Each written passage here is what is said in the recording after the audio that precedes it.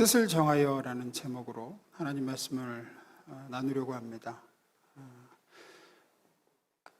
다니엘서에 나오는 다니엘을 좀 보면서 이 말씀 좀 나누려고 그러는데요.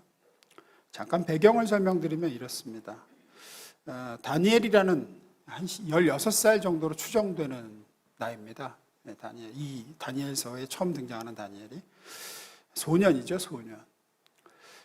이 다니엘이 예루살렘에 살고 있었는데 바벨론이 쳐들어와서 남유다가 멸망을 당합니다. 그 나라가 망하고 예루살렘은 점령당합니다. 이때 포로로 붙잡혀서 바벨론으로 끌려왔습니다. 이렇게 끌려온 포로들 중에 바벨론에서는 좀 똘똘해 보이는 아이들, 또 귀족 출신, 왕족 출신 중에서 조금 이렇게 될성부른 나무다 싶은 애들은 따로 뽑아가지고 바벨론 사람으로 길렀습니다. 그래서 바벨론에 충성하는 인재로 양성하고자 했죠. 그래서 다니엘과 그 3명의 아이들이 뽑힙니다.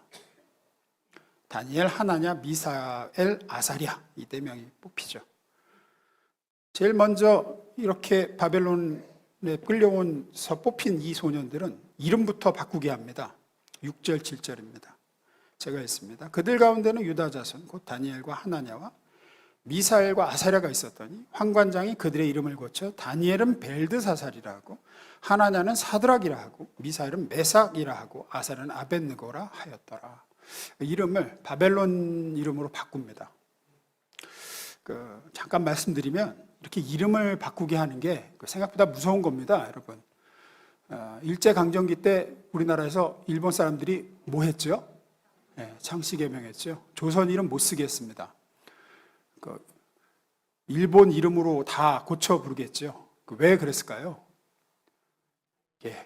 조선 사람이라는 정체성을 빼앗으려고 그런 거예요. 내가 조선 사람이다라는 인식을 빼앗고, 나 일본 사람이구나. 점점 이렇게 이제 돼 가는 거예요. 이게 별거 아닌 것 같지만 그렇습니다. 그래요. 그리고 연예인들이 뭐 이름을 이렇게 개명하고 하는 이유가 연예인으로서 자기 정체성을 확고히 하려는 그런 의지도 있는 거죠. 옛날에 보면 동서양을 막론하고 유곽이나 이렇게 창녀촌 같은 데서 몸을 파는 여성들, 매춘부들로 이렇게 아이 때 팔려오잖아요. 이렇게 주로 인신매매 당하든지 팔려오든지. 그러면 뭐부터 하겠느냐? 이름부터 바꾸겠어요. 이름부터. 어릴 적 부모님이 지어준 이름을 버리게 하고 기생으로서의 이름을 가지게 하고 그 이름으로만 불리게 했죠. 왜 그러느냐? 어렸을 때 부모님께 이렇게 사랑받으면서 불리던 그 이름으로 자기가 계속 불리면 내가 이렇게 살 사람이 아닌데 이런 생각을 자꾸 들거든요, 사람이. 내가 우리 부모님의 사랑받는 딸로 태어나서 내가 이렇게 살려고 이러는 게 아닌데. 이제 그러면 그 몸 파는 일에 자기를 내던질 수가 없는 거죠. 그러다 보니까 동서양을 막론하고 유곽에서는 거기서 쓰는 이름으로 바꿔 부르겠습니다. 일종의 그런 거예요.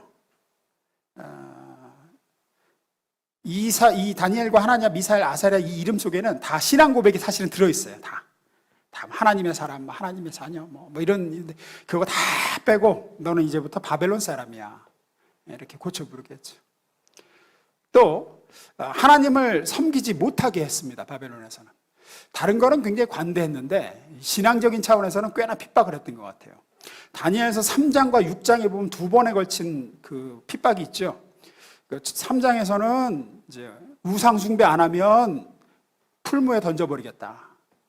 절해라. 절 안 하면 너희 불태워 죽여버린다. 또 6장에 가면은 그러니까 왕 이외에 하나님에게 기도하고 경배하고 그러면 사자굴에 집어쳐놓겠다. 이렇게 하죠. 이런 다니엘은 바벨론의 압박, 핍박, 신앙을 지키지 못하게 만드는 상황 속에서 다니엘은 신앙을 지키면서 결국은 승리하는 얘기가 이제 다니엘서 전체의 기록입니다. 이 다니엘의 이런 이야기는 우리에게도 귀한 도전이 됩니다. 왜냐하면 다니엘이 바벨론에 살면서 바벨론의 압박과 공격과 핍박을 이겨내는 걸 것을 성경이 얘기하는 건 이 바벨론은 세속 도시의 표상이거든요. 예루살렘은 하나님의 도성이고 다니엘은 하나님의 백성인데 하나님의 백성이 하나님의 도성에서 살지 못하고 세속 도성인 바벨론에 살고 있단 말이에요. 우리도 똑같습니다. 우리도 하나님의 자녀이고 그리스도의 제자인데 우리는 지금 천국에 살고 있는 게 아니라 이 땅 바벨론에 살고 있죠. 여기가 바벨론입니다. 세상 속에 살고 있죠. 세상 속에서는 당연히 하나님의 백성을 향한 공격과 압박이 있고 핍박이 있고 여러 가지 어려움이 있어요. 여기서 우리가 신앙을 지키며 산다는 게 쉬운 일이 아닙니다. 그런 의미에서 우리는 그 다니엘의 모습을 보면서 본받을 점이 있어요. 다니엘이 어떻게 맞섰나? 어떻게 신앙을 지켰나? 오늘은 한 가지만 좀 집중해서 보려고 합니다. 뭐냐? 제일 처음 한 거예요, 다니엘이. 오늘 본문 8절입니다. 읽어봅니다. 시작.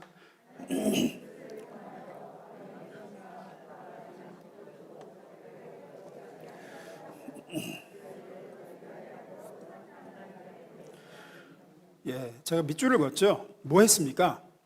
뜻을 정했습니다. 작정했다라는 거예요. 결심했다. 그렇게 하기로 계획을 세웠다. 이런 뜻입니다. 다니엘은 결심을 하고 이렇게 해야 되겠다라고 계획을 하고 바벨론에서의 생활을 시작했다는 거예요. 그것은 1차적으로는 우상에게 바쳐진 음식인 그 왕이 주는 그 음식을 먹지 않겠다고 거부하는 것입니다. 우상에게 바쳐진 음식은 먹지 않겠다.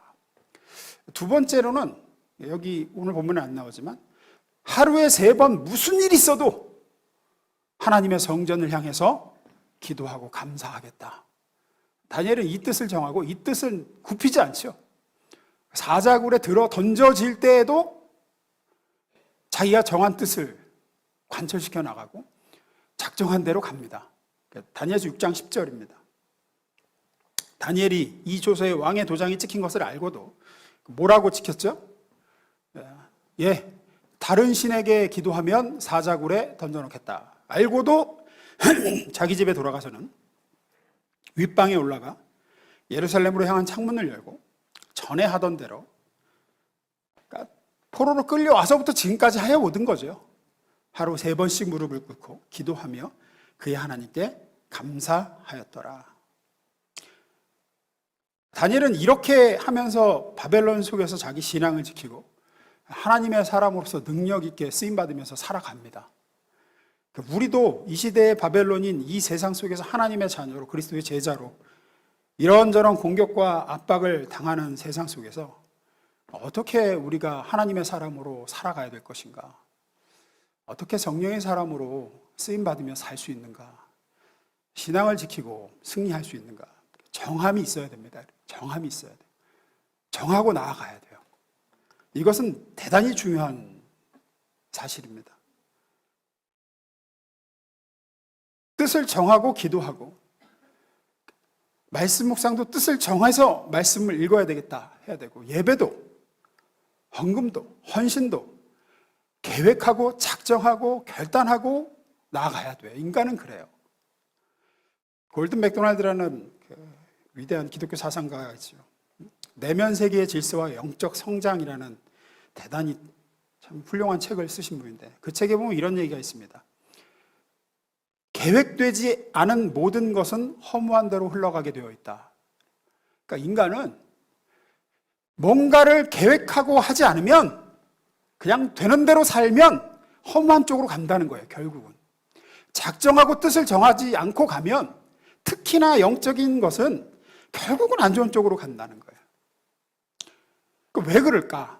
2가지 이유가 있습니다. 왜 그럴까? 하나씩 봅니다. 첫째, 읽어봅니다. 시작. 첫째 이유는 우리가 왜 뜻을 정하고 가야 되느냐? 우리가 약하기 때문이에요. 우리가 약해서 그래요. 우리가 만약에 약하지 않고 강한 존재라고 하지만 연약하지 않고 강하다 그러면 우리가 계획이 없이 작정하지 않고 뜻을 정하지 않고 세상으로 나아가도 우리는 우리 자신을 지킬 수 있을 겁니다. 근데 우리는 강합니까? 약합니까? 약하단 말이에요. 인간은 연약해요. 따라서 연약한 인간은 아무 계획이 없고 아무 뜻을 정함이 없이 살면 그의 삶은 결국은 약점 쪽으로 가요. 결국은 안 좋은 쪽으로 흘러가요. 죄성을 가진 인간이라 그래요. 오늘 하루를 어떻게 내가 살아야 될지, 어떻게 시간을 보낼지 정한 뜻이 없다. 작정도 없고 계획도 없고 그래서 그냥 하루를 그냥 시작했다. 그러면 거의 게으름 쪽으로 가고요. 거의 자기 약점이 드러난 쪽으로 가고 거의 그 죄가 이끄는 대로 가고 그렇게 하루가 그냥 흘러갈 가능성이 다분합니다, 인간은. 따라서 나는 의지가 약해요. 저는 작심삼일이고 저는 정말 마음은 원이론데 이렇게 약해서 이렇게 고백이 되면 될수록 그런 사람을 위해서 필요한 게 뜻을 정하는 거예요.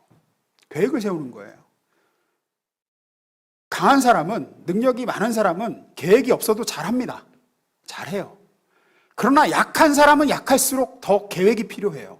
정함이 필요해요. 예를 들어서 여러분 축구 얘기를 해볼게요. 예를 들어서 굉장히 강팀, 어느 나라가 축구 강팀이죠? 네? 브라질, 아르헨티나 이런 나라들 강팀이죠? 강팀이에요. 특히 뭐 브라질 같은 경우는 뭐 어려서부터 그냥 축구하고는 뗄 수 없이 산다 그러죠. 브라질에 선교하는 선교사님들이 제일 고민이 뭐냐? 그놈의 축구래요, 축구. 주일날 축구 경기하면 교회에 사람이 안 온대, 축구 보러 가서. 근데 이제 예전에 월드컵 보면은 이렇게 이제 미리 물어보잖아요. 어떤 작전이 있습니까? 뭐 이렇게 감독들한테. 그럼 이제 다른 팀 감독들은 얘기한단 말이에요. 뭐 원톱, 뭐 투톱, 뭐 포백, 뭐 쓰리백 이런 게 있잖아요. 그런 전술이 있다고, 작전이 있는데 브라질 감독이 그런 얘기를 하는 걸 봤어요. 딱히 뭐 없습니다. 상대가 어떻게 나오는지 보고 거기에 맞춰서 우리는 하려고 합니다. 이렇게 얘기를 하는 거예요. 왜 그럴까요? 예, 강팀이라 그래요. 워낙에 강하고 잘하기 때문이에요. 아시죠? 거기 주전이 부상당해도 벤치에서 앉아있는 선수들 중에 아무나 나와도 월드 클래스예요, 거기는. 그냥 벤치에서 후보 선수로 앉아있는 애들도 그 세계 다른 리그에서는 거의 뭐 탑 클래스급이에요. 그러니까, 쟤가 저렇게 나오는구나. 그럼 이렇게 하면 되지. 그러면서 이제 뭐, 또 포지션을 뭐 이 사람이 이 포지션도 하고 저 포지션도 다 할 수 있대요. 그래서 그냥 맞춰서 하면 되는 거야. 계획 없어도 돼요. 왜? 강하니까. 강하니까. 정함이 없어도 돼. 그런데 우리나라 같이 상대적으로 약팀이잖아요, 사실. 브라질에 비하면. 우리나라 같은 약한 팀이 정함이 없이, 작전 없이, 계획 없이 그냥 나가면 어떻게 될까요? 집니다.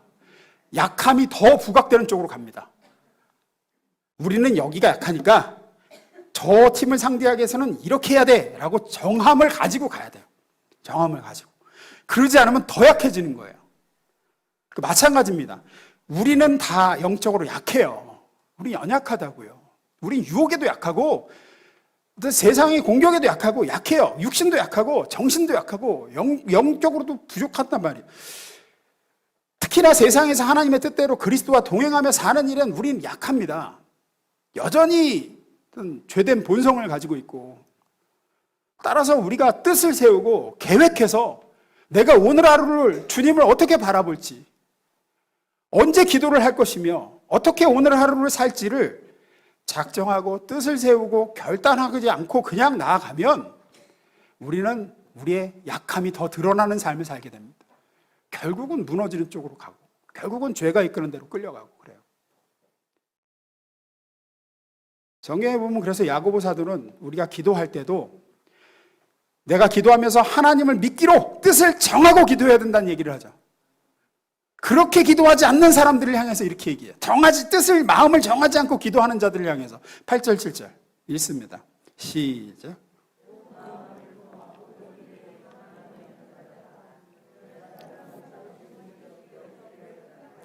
네, 정함이 없어.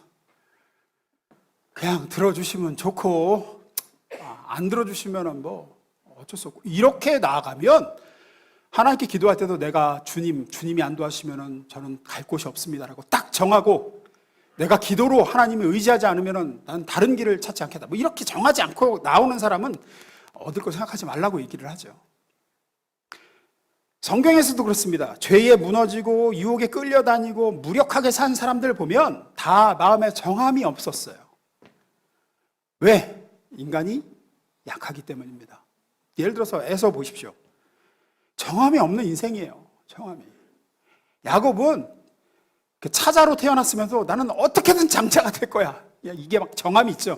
근데 에서는 어떻습니까? 정함이 없어요. 그러니까 뭐하고 바꾸죠? 파죽하고 바꾸죠. 장자의 명분을 바꾸죠. 왜?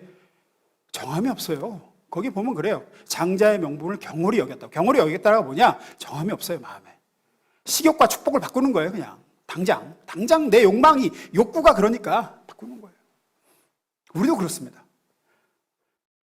하나님께 순종하면 이런 놀라운 축복이 기다리고 있어도 마음에 순종하겠다는 결단과 정함이 없잖아요? 그러면 한순간에 내 마음의 욕망과 바꿔버립니다. 그냥 바꿔요. 참 어리석죠. 정함이 없으면 그래요. 사울왕도 그렇습니다. 하나님의 명령을 철저히 따르겠다라는 작정이 없으니까 오늘 보면 이제 아말렉하고 전투하는 게 오늘 지금 묵상 구절이던데 그냥 그때 상황 따라서 욕심에 흘러가는 거예요. 뭐 하나님은 다 진멸하라 그랬지만 보니까 어때? 아깝거든? 이거 다 없애기엔 너무 아깝거든? 그럼 어떡합니까? 욕심으로 가는 거예요. 왜? 마음에 정함이 없어요. 하늘이 두 쪽 나도 하나님 말씀대로 아말렉은 철저히 진멸하겠다라는 정함이 없으니까 그때 가서 흔들리는 거죠. 삼손도 그렇고 삼손도 인생에 무슨 계획이 없어요. 그냥 충동대로 살아요. 충동대로. 결국 비참한 말로를 맞게 되죠. 다시 말씀드립니다. 우리는 연약한 존재입니다. 죄성을 가진 연약한 존재고 죄성이 뭐냐? 그냥 두면 죄로 가는 존재라는 거예요. 저항하지 않고 거스르지 않고 작정하고 결단하지 않으면 죄 쪽으로 기우는 존재라는 거예요. 그런 연약한 존재이기에 우리는 뜻을 정해야 됩니다. 그러지 않으면 의보다는 죄로, 경건보다는 욕망으로, 거룩보다는 욕심으로 가는 존재입니다. 그러니 뜻을 정하고 나아가셔야 됩니다. 하나님 앞에 순종을 결단하시고 하나님 성령께서 주는 선한 결심이 우리 속에 있기를 주님으로 축원합니다. 두 번째입니다. 읽습니다. 시작. 사람이 연약한 존재이기에 뜻을 정하지 않고 나아가면 사람에 의해 끌려다니고 환경에 끌려다니고 상황에 의해 끌려다니게 돼요. 앞서 말한 내면세계의 질서와 영적 성장의 책에 보면 두 종류의 사람을 얘기합니다. 크리스천 중에. 부름받은 사람, 끌려다니는 사람. 부름받은 사람은 하나님이 자기를 부르신 그 부르심을 향한 정한 뜻이 있고 그 부르심과 사명을 향해서 달려가는데 그런 정함이 없는 사람은 끌려다닌다. 뭐에? 상황에, 사람에, 욕심에, 환경에 끊임없이 끌려다닌다. 그는 작정함이 없기 때문이다. 그렇게 얘기를 해요. 배도 명확한 목적지를 가지고 항로대로 바람을 거스르고 해류를 거스르면서 가는 걸 항해라고 합니다. 하지만 목적지가 없이 바람과 조류와 파도에 휩쓸리고 그냥 어디로 가는지도 모른 채 둥둥 떠 있는 걸 항해라고 하지 않죠. 그걸 뭐라고 합니까? 표류라고 합니다. 우리도 마찬가지입니다. 세상의 풍랑과 사람들의 영향력이라는 파도와 사회적인 압력이라는 조류 그 속에서 신앙의 항로를 정하고 성령이 이끄시는 대로 가겠다. 말씀이 지시한 대로 가겠다. 라고 하는 정함이 없으면 항해하는 인생이 아니라 표류하는 인생이 돼요. 그때 끌려다니는 거예요. 욕심에 끌리고 환경에 끌리고 여건에 끌리고 사람에 끌리고 정하지 않으면 그렇게 돼요. 뭐 그때 가봐서 하겠다. 상황 보고 그때 뭐 하든지 말든지 하겠다. 이러면 안 정한 거거든요. 마음을 안 정한 거예요. 그러면 거의 사람은 사람과 환경과 여건에 의해 끊임없이 휩쓸리며 하나님의 뜻과는 전혀 상관없는 쪽으로 살 가능성이 농후한 존재입니다. 그래서 성경은 이렇게 얘기하죠. 로마서 12장 2절입니다. 너희는 이 세대를 본받지 말고, 다른 번역에는 이 세상 풍조의 영향을 받지 말고 그래요. 오직 마음을 새롭게 함으로 변화를 받아 하나님의 선하시고 기뻐하시고 온전한 뜻이 무엇인지 분별하도록 하라. 분별하도록 하라라는 뜻은 잘 생각해서 결정하도록 하라라는 뜻입니다. 어떻게 할지를 정하고 가라. 안 그러면 세상 풍조에 휩쓸리는 존재가 너희니까.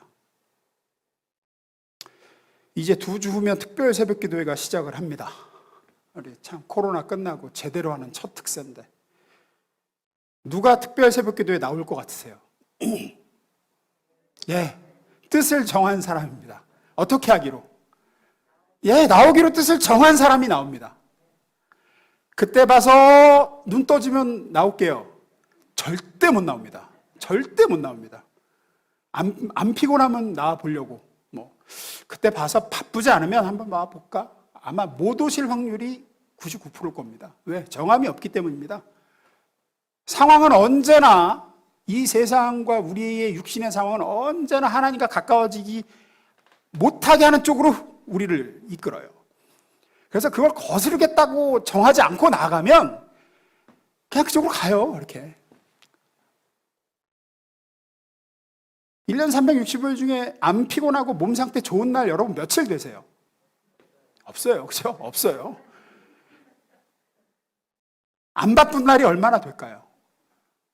없어요. 없어요. 뭐든 그래서 안정하면 기약이 없어요. 여러분 그냥 친구 사이에도 그렇잖아요. 절대 못 만나는 친구 언제 한번 보자 못 만나. 절대 밥 못 먹을 약속 언제 밥 한번 먹자 못 먹어.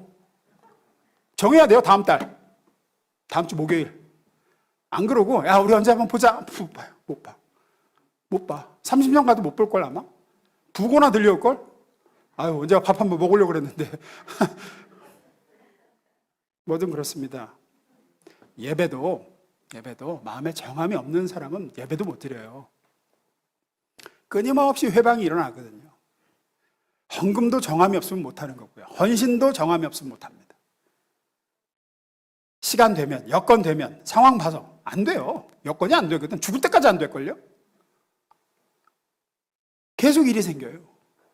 그런 분들 많아요. 우리 애 좀 키우고 나서 안 돼요.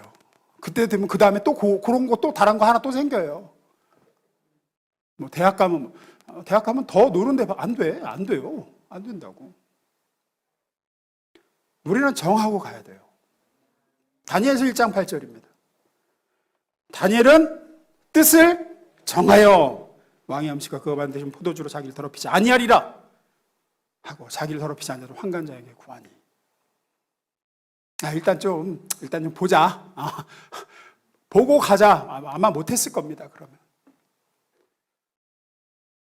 열왕기상에 보면 엘리야 선지자도 뜻을 정하는 얘기가 나옵니다. 열왕기상 19장 21절입니다. 엘리사가 그를 떠나 돌아가서 한 겨리 소를 가져다가 잡고 소의 기구를 불살라 그 고기를 삶아 백성에게 주어 먹게 하고 일어나 엘리야를 따르며 수종 들었더라. 이게 무슨 얘기입니까? 이게 장면이 뭐냐면 하나님께서 엘리사를 선지자로 부르신 후에요. 엘리야를 통해서 하나님이 엘리사를 부르세요. 내가 너를 이스라엘의 선지자로 세우려고 한다. 그러자 엘리사가 어떻게 하느냐? 밥 갈다가 소 2마리 가지고 쟁기 끌면 밥 갈다가 하나님의 부르심을 딱 받고 쟁기는 불태워서 불을 떼가지고 쟁기로 농기구로 떼운 불로 소 2마리 잡아서 고기 삶아갖고 마을 사람들 다 나눠주고 그 다음에 엘리야 선지자를 따라 나선 거죠. 뭐 한 거죠? 뜻을 정한 겁니다. 어떻게? 다시 농사 짓는 일은 없을 거야 나는. 스스로 돌아갈 여지를 단호하게 끊어버린 거죠. 이제는 하나님이 부르심 따라 선지자로 살겠다. 굶어 죽어도 나는 하나님의 사람으로 살겠다. 이런 거죠. 따르다가 소 옆집에도 막혀놓고 야 이거 잘 보관하고 있어. 내가 선지자 노릇하다가 여의치 않으면 상황 봐서 다시 와서 바꿀 수도 있으니까 이거 잘 보관하고 있어. 아니에요. 불살 나갖고 소 삶아서 다 나눠주고 이제는 하나님이 나 안 먹여 살리시면 이제는 나는 굶어 죽는 길밖에 없어. 나는 선지자로 살기로 결정했어. 그리고 나선 거죠. 결과 다니엘도 그렇고 엘리사도 그렇고 표류하는 인생이 아니라 항해하는 인생을 삽니다. 목사님 지지난주에 하나님이 하신다면서요. 하나님이 씨가 나고 자라게 하신다면서요. 하나님이 다 하시는데 내가 왜 뜻을 세워야 되고 작정을 해야 되고 내가 왜 결단을 합니까? 하나님이 계획하시고 하나님이 계획하신 대로 주관하시고 역사하셔서 결국은 하나님이 다 하시는 거 아닌가요? 내가 왜 작정을 하고 계획을 세워야 됩니까? 내가 왜 뜻을 정해야 됩니까? 왜 그러느냐? 하나님은 우리의 선한 결심을 통해서 일을 하시기 때문에 그래요. 하나님이 그냥 가만히 집에 누워있어도 일이 다 되도록 하시는 게 아니고, 예를 들어서 내 자녀를 향하신 하나님의 계획이 있으셔요. 내가 이 아이를 통해서 이런 일을 해야 되겠다라는 계획이 있으시면 하나님은 어떻게 하시느냐? 먼저 그 부모 속에 좋은 부모가 되어야 되겠다는 소원과 결단을 넣어주시는 거예요.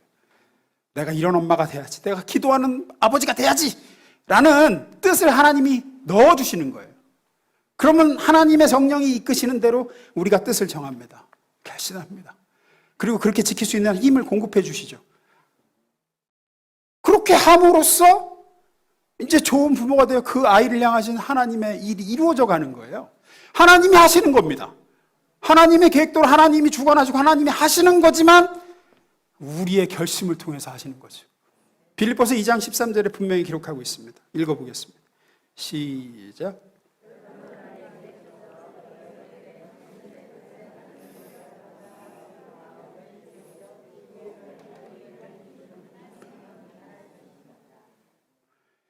잘 보세요. 여러분 안에 계셔서 여러분에게 당신의 뜻에 맞는 일을 하고자 하는 마음을 어떻게 해주신대요? 일으켜 주신대요. 이게 뭡니까? 애 뜻을 정하는 거예요. 뜻을 정하게 하나님이 해주신대요. 그리고 그 뜻을 정한 대로 할 수 있는 힘도 하나님이 주신대요. 하나님이 하신다 그랬죠? 하나님이 하십니다. 어떻게? 우리 안에서 이렇게 역사하셔서 우리가 하나님의 뜻대로 살아야겠다고 결단하게 하시고 작정하게 하시고 그렇게 할 수 있는 힘을 주심으로 하나님은 이 세상 속에서 하나님의 계획과 일들을 이루어 가시는 거예요. 그러니 나는 하나님이 다 하실 걸 믿으니까 그냥 아무것도 안 할래. 이건 참 어리석은 생각입니다. 아무것도 안 한다는 건 정말 어리석은 생각이에요. 왜? 하나님은 내 선한 결심을 통해서 하나님의 일과 계획을 이루어 가지고 성취해 가시기 때문이에요. 그러니 여러분 안에 성령이 뭐라고 말씀하시는지 들으시고 선한 결단을 하십시오. 내가 이렇게 살겠다. 내가 세상 속에서 이렇게 신앙인으로 서겠다. 내가 오늘 하루를 어떤 사람으로 살겠다. 성경은 분명히 우리가 뜻을 정하고 작정해야 된다는 것을 여러 번 얘기를 해요. 디모데서 1장 18절 19절입니다. 아들 디모데야, 내가 네게 이 교훈으로서 명하노니 전에 너를 지도한 예언을 따라 그것으로 선한 싸움을 싸우며 제 믿음과 착한 양심을 가지라. 너 이렇게 할 것을 결심하고 뜻을 정하고 작정하고 나아가야 된다. 야고보서 4장 7절. 그런즉 너희는 하나님께 복종할지어다. 마귀를 대적하라. 하라는 거예요. 그렇게 결심하고 결단하라는 거예요. 히브리서 12장 14절. 모든 사람과 더불어 화평하게 지내고 거룩하게 살기를 힘쓰십시오. 거룩해지지 않고서는 아무도 주님을 뵙지 못할 것입니다. 거룩하게 살기를 결단하라. 거룩하게 살 것을 작정하라. 우리는 다니엘처럼 이 하나님의 명령들을 따르고 순종하기 위해 구체적으로 계획을 세우고 마음을 정하고 그렇게 나아가야 돼요. 하나님이 알아서 변화 다 시켜주시겠지. 얘 변화시키시는데 어떻게 시키느냐? 우리 안에 그런 마음을 넣어주시고 작정하게 하심으로써 우리를 변화시키신다니까요. 그래서 하나님이 마음을 자꾸 주시는데도 하나님이 알아서 다 하실 거야 하고 아무것도 안 하면 아무런 변화도 안 일어날 거예요. 그러니 하나님이 다 해주시기만을 기다리는 어리석은 사람이 되지 마십시오. 지금 하나님의 영이신 성령께서 여러분이 어떤 뜻을 정하길 원하시는지, 어떤 계획과 소원을 주시는지를 분별하시고 이끄시는 대로 마음을 정하시고 그렇게 살려고 애쓰고 발버둥치고 성령의 힘을 힘입어서 계획 세우고 나가는 거죠. 말씀 마무리 짓습니다. 전 세계 최고 명품 브랜드가 어떤 것들이 있죠? 명품 브랜드. 먼저 사봤어야지, 우리가 알지, 그죠? 사봤어야지. 샤넬, 그죠? 샤넬, 루이비통, 에르메스, 디올, 구찌, 이런 거, 까르띠에, 이런 것들. 이런 명품 가방이나 명품 지갑이나 이런 것 중에 한정판이라는 게 있어요. 한정판. 한정판인 거 뭔지 아시죠? 네, 요만큼만 만들고 더 이상 절대 안 만든다는 거예요. 전 세계에서 100개만 만들겠다, 이 가방은. 이러면 이제 한정판이거든요. 이런 한정판이 명품 중에서도 가장 고가고 가장 높은 가치고 희귀성을 가지고 있죠. 왜 그렇죠? 뜻을 정하고 들어갔기 때문입니다. 이 브랜드에서 이 상품은 요만큼만 하기로 미리 결정하고 몇 개 만든다. 아무리 뭐 소비자 요구가 빗발치고 돈을 뭐 수십억을 주겠다고 해도 안 만들어, 그 이상은. 아니, 많이 만들어서 많이 팔면은 또 팔리는 상황 봐서 일단 1,000개 찍고, 더 팔리네? 야, 2,000개 더 만들어. 이렇게 하면 더 이익이잖아. 아니라는 거죠. 그렇게 하면 브랜드 가치가 이제 하락하는 거예요. 예. 명품이 아니라 평범한 공산품이 돼버리는 거죠. 오히려 100개 만들어서 한정품을 파는 게 1,000개 만들어 파는 것보다 더 가치, 그러니까 회사에 들어오는 이익이 더 큰 거예요. 왜? 그 비용을 주겠다고 사겠다는 거예요. 왜? 그만큼 희소성이 있으니까.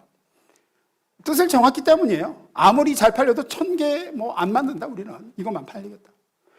맛집도 마찬가지죠. 뭐 유명 셰프가 하는 유명 요리사가 하는 식당 같은 데 가면 딱 정해져 있습니다. 점심 주문 50개, 그 이상 안 받아요. 그 이상 받으면 제대로 된 요리가 안 나온다. 아무리 돈을 많이 주고 아무리 VVIP가 와도 우리는 점심은 딱 50개만 판다. 뜻을 정하고 나가는 거죠. 아니, 손님을 더 많이 받으면 더 많이 파면 돈 더 벌잖아. 아니에요. 그러면은 명품 셰프가 될 수가 없어요. 결정하고 나아가는 거죠. 상황 봐서 어떻게 하겠다는 게 아니에요. 성도도 명품 성도가 있습니다. 그리고 공산품 성도가 있어요. 명품 성도가 되려면 미리 정하는 겁니다. 나는 하나님의 뜻대로 살 거야. 나는 기도할 거야. 나는 새벽을 깨우겠다. 아침에 눈 떠지면 절대 안 떠진다니까요. 그러면 하겠다. 못 한다니까요. 못 해요. 그때 봐서 시간 되면 올해는 성경 좀 읽어볼까? 그렇게 10년을 가도 성경 못 읽습니다. 내가 올해는 성경 일독을 할 거야. 그럼 어떻게 해야 되지? 일주일에 요만큼씩 읽어야 되겠다. 하루에 몇 장씩 읽어야 올해는 성경을 다 읽을 수 있어. 계획하고 정하지 않으면 10년을 가도 20년을 가도 성경 일독 못합니다. 여건이 되면 올해는 좀 기도 좀 해봐야지. 무조건 못합니다. 못해요. 여건은 안 돼요. 기도할 여건은 언제고 안 돼요. 조금 나아지면 그때 뭐 수요 기도에도 나와야지. 못해요. 안 돼요. 안 정하면 못합니다. 정해야 됩니다. 늘 못할 컨디션이고 늘 순종하기 힘든 상황이고 항상 그래요, 인간은. 우리는 약한 존재입니다. 그러니 다니엘처럼 정하고 나아가야 됩니다. 만약에 하나님께서 우리를 구원하심에 있어서 내가 상황을 봐서 할 수 있으면 내가 너희를 구원하겠다, 이랬으면 우리는 구원 못 받았습니다. 만약에 예수님이 내가 가능하면 아버지의 뜻을 따르겠다, 내가 그때 봐서 하여튼 될 수 있으면 골고다 언덕을 오르는 쪽으로 내가 해볼게 라고 하셨으면 우리는 죄사함 받지 못했습니다. 예수님은 정하고 이 땅에 오셨죠. 아버지의 뜻대로 우리를 위해 죽으시기로 작정하고 오신 겁니다. 그 결단과 그 작정이 우리를 구원하고 우리를 살리고 우리를 죄에서 건졌죠. 세상에는 두 종류의 성도가 있습니다. 상황으로 사는 성도. 상황으로 살아요, 그냥. 또 한 성도는 작정으로 사는 성도가 있습니다. 상황이 어떠하든 다니엘처럼 나를 사자굴에 던져 쳐넣든 풀무불에 던지든 하늘이 두 쪽 나도 하루 3번은 기도한다. 나는 하루 3번은 하나님이 성전이 있는 곳을 향해서 내가 기도할 거야 라고 작정하고 가는 성도가 있지. 이 자리에 있는 우리 모든 가능의 성도분들은 뜻을 정한 인생이 되셔서 이 험악하고 우리를 주님께로 가까이 가지 못하게 하는 세상 속에서 승리하는 성도로 서시기를 주님으로 축원합니다. 기도하겠습니다.